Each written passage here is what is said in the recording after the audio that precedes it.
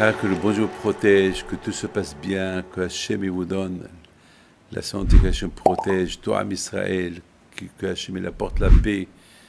Amen, amen, amen, si Dieu veut. On souffre de cette guerre. On souffre. Que Hachem il fasse qu'il y aura des bonnes nouvelles, si Dieu veut. On ne dort pas, on prie. Voilà, c'est tout ce qu'on a à faire. On prie, si Dieu veut. On prie pour tous ces mamans qui ont perdu leur enfant, que leur enfant a disparu. On pleure pour ces mamans qui envoient leur enfant à l'armée, que Hachem fasse qu'ils retournent en bonne santé. Et ne croyez pas que c'est facile. Mes amis, aujourd'hui, j'ai choisi de vous raconter l'histoire de Hannah et ses 7 enfants. Lorsque les Grecs, ils ont dominé Israël pendant 52 ans et ils ont massacré les Juifs qui faisaient Shabbat, tué les Juifs qui mangeaient kasher. Enfin, ils ont interdit de respecter la Torah. Ils ont fermé le Beth Amikdash.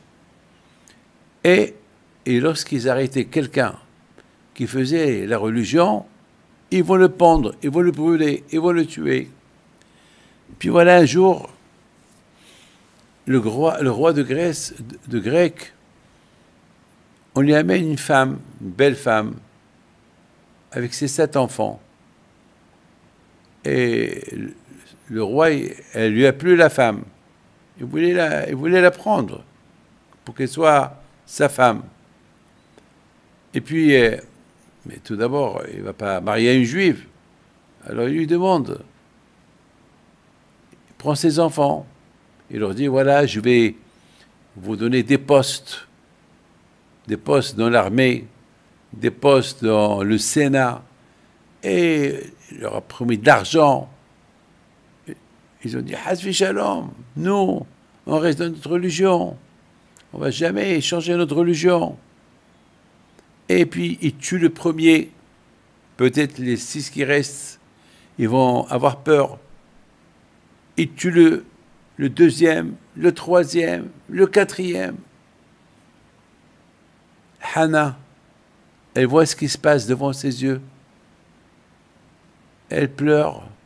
Elle avait peur que le petit, le dernier, va être tenté. Parce qu'il lui donne des bonbons, du chocolat. Elle lui dit, mon fils, tu fais comme tes frères.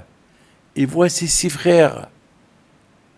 Et la maman, elle dit, Kapara, Nabibesk, allez, c'est Hachem. Il regarde sa mère et lui dit, maman, tu crois que les bonbons, il va me tenter ce rachat avec des bonbons? Maman, Hasvi Shalom, il n'y a que Hachem. El Ozmi Lebado. Il était petit. Il a donné sa vie pour Hachem, il l'a tué. Il reste la femme. Elle a eu peur d'être violée. Elle se sauve. Elle monte à la tour, parce que là où ça s'est passé, à côté d'une tour. Elle monte là-bas, elle lève ses yeux vers le ciel. Elle dit, Hachem, Abraham Abinu, il a sacrifié qu'un seul pour toi. Et il est resté vivant. Moi, j'ai sacrifié 7 pour toi. 7 enfants. Je suis plus que Abraham. Elle s'est sauvée. Elle s'est jetée parce qu'elle avait peur, parce que les soldats, ils ont eu l'ordre de la violer. Pour ne pas être violée, la violer et la tuer, bien sûr. Qu'ils vont faire d'air. Ce soit comme une punition. Non, elle s'est jetée. Une voix du ciel, elle est sortie.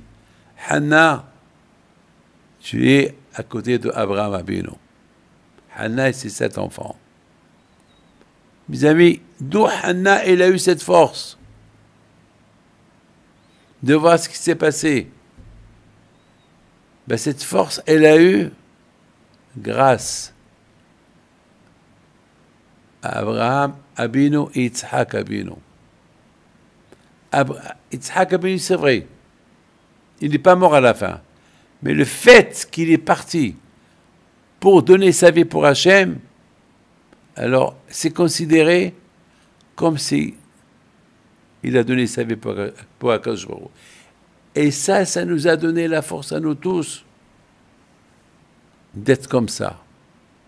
Je vois aujourd'hui des soldats